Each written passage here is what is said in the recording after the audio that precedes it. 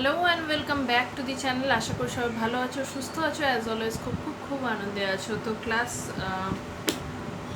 9-এর ভাবার্থ লিখন, সেটা কিভাবে লিখতে হবে, কি ব্যাপার, সম্পূর্ণটা নিয়ে এর আগে একটা ভিডিও আছে, যারা দেখোনি প্লিজ দেখে এসো। লিঙ্কটা আমার ডিসক্রিপশন বক্সেও দেওয়া থাকবে, তাহলে তোমাদের ভাবার্থ কী সেটা বুঝতে সুবিধা হবে। সেটা প্লিজ দেখে নিও, কারণ এমন না আমি বারবারই বলি যা লেখাবো তাই আসবে।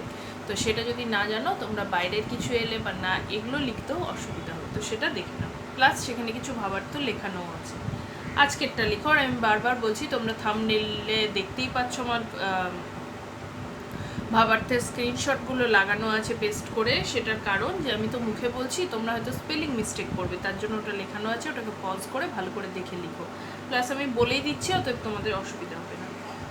লেখো আজকের প্রথম, তোমার ন্যায়ের দণ্ড প্রত্যেকের করে, পরের লাইন, অর্পণ করেছ নিজে দাড়ি প্রত্যেকের পরে, পরের লাইন, দিয়েছ শাসনভার হে রাজা ধীরাজ, পরের লাইন, সে গুরু সম্মান তব সে দুরূহ কাজ, পরের লাইন, নমিয়া তোমারে যেন শিরোধার্য করি, পরের লাইন, সবিনয়ে দাড়ি তব কার্যে যেন নাহি ডরি, পরের লাইন, কভু কারে দাড়ি, পরের লাইন, ক্ষমা যেথা ক্ষীণ দুর্বলতা, পরের লাইন, হেরুদ্র নিষ্ঠুর যেন হতে পারি তথা, পরের লাইন, তোমার আদেশে যেন রসনায় মম, পরের লাইন, সত্য বাক্য ঝলি ওঠে খড়গ খড়গ সম, পরের লাইন, তোমার ইঙ্গিতে দাড়ি যেন রাখি তব মান, পরের লাইন, তোমার বিচারাসনে লয়ে নিজ স্থান দাড়ি, পরের লাইন,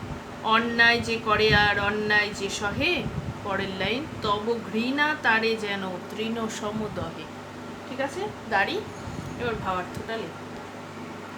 অসীম করুণাময় ঈশ্বরের শ্রেষ্ঠ সৃষ্টি হলো মানুষ, একমাত্র বিবেক বুদ্ধি ও বিবেক যন্ত্রণায় মানুষেরই আছে, তাই আর তার ন্যায় অন্যায় বোধ প্রবল, সত্য মিথ্যা জ্ঞান তীক্ষ্ণ, উচিত অনুচিত বিবেচনা শক্তি তারই আছে।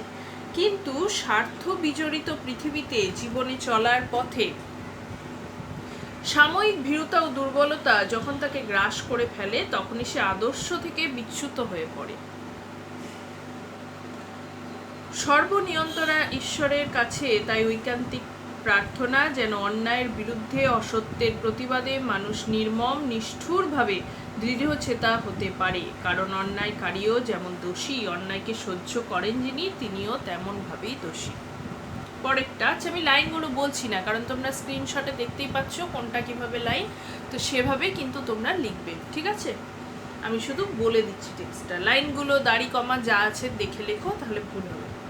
লেখো, চিত্ত যেথা ভয় শূন্য উচ্চ যেথা শির, জ্ঞান যেথা মুক্ত যেথা গৃহের প্রাচীর, আপন প্রাঙ্গণ তলে দিবস সর্বরি, বসুধারে রাখে নাই খণ্ড ক্ষুদ্র করি, যেথা বাক্য হৃদয়ের উৎসমুখ হতে উচ্ছ্বসিয়া ওঠে, যেথা নির্বারিত স্রোতে দেশে দেশে দিশে দিশে কর্মধারা ধায়, অজস্র সহস্র চরিতার্থতায়, যেথা তুচ্ছ আছাড়ের মরুবালু রাশি, বিচারের স্রোতপথ ফেলে নাই গ্রাসী, পৌরুষেরে করেনি শতধার নিত্য যেথা, তুমি সর্বকর্ম চিন্তা আনন্দের নেতা, নিজ হস্তে নির্দয় আঘাত করি পিত, ভারতের সেই স্বর্গে করো জাগরিত।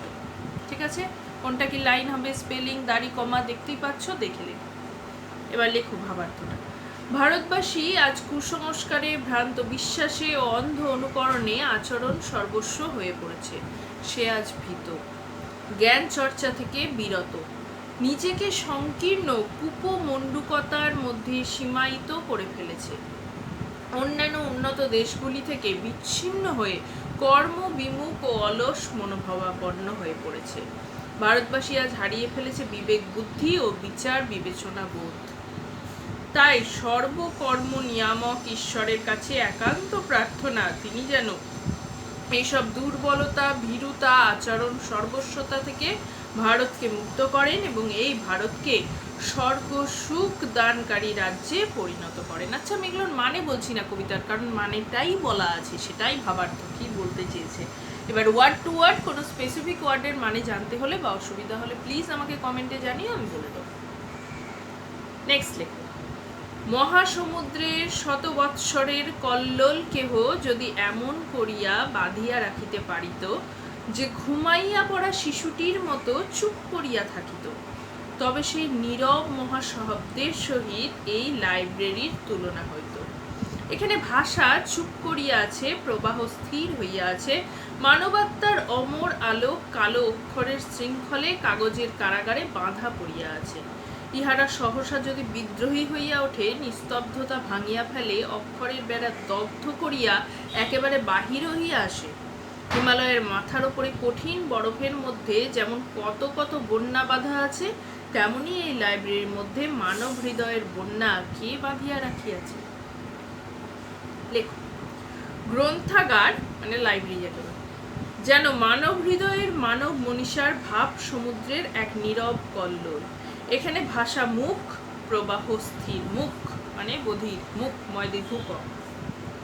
মানবাত্মার দীপ্তি কালো অক্ষরে কাগজের কারাগারে ধরা আছে।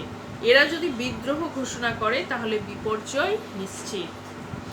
হিমালয় শৃঙ্গে বরফের স্তরে বন্দী হয়ে আছে কত বন্যা, তেমনি মানব হৃদয়ের ভাব বন্যা স্তব্ধ হয়ে আছে ওই গ্রন্থাগারে। ঠিক আছে, এই তিনটেই লেখালাম। এরপরে আছে আরো টাইম টু টাইম লেখাতে থাকে। ঠিক আছে, যেগুলো ইম্পর্টেন্ট মনে হচ্ছে, আছে তো বিশ্ব সংসারের সবই, যেগুলো মনে হচ্ছে আসতে পারে তারপরেও বারবার বলছি ওই ভিডিওটা দেখো, কারণ ওটাতে কীভাবে লিখতে হয়, ভাবার তো কী, লেখার সময় কী কী মাথায় রাখতে হয় সমস্তটা ডিসক্রাইব করা আছে। এক কথা বারবার বললে প্রত্যেকটা ভিডিওই ঘেরানো হয়ে যায়। ঠিক আছে, দেখা হবে নেক্সট দিন with a brand new blog. আর আমি বারবার বলতে থাকি, যদি তোমাদের মাথায় কিছু থাকে, কোনো ভাবার্থ বা কোনো প্রশ্ন, কোনো টপিক, প্লিজ জানিয়ে আমি সেটার উপর কোয়েশ্চেন আনসার করাবো বা বুঝিয়ে দিতে বললে সেটাও করবো। যা প্রশ্ন থাকে সেটা জানিয়ে। ভালো থেকো, যদি ভিডিওগুলো কাজে লাগে, ভালো লাগে, প্লিজ চ্যানেলটাকে লাইক শেয়ার সাবস্ক্রাইব করে। দেখা হবে নেক্সট দিন with a brand new video. ততক্ষণ ভালো থেকো, টাটা।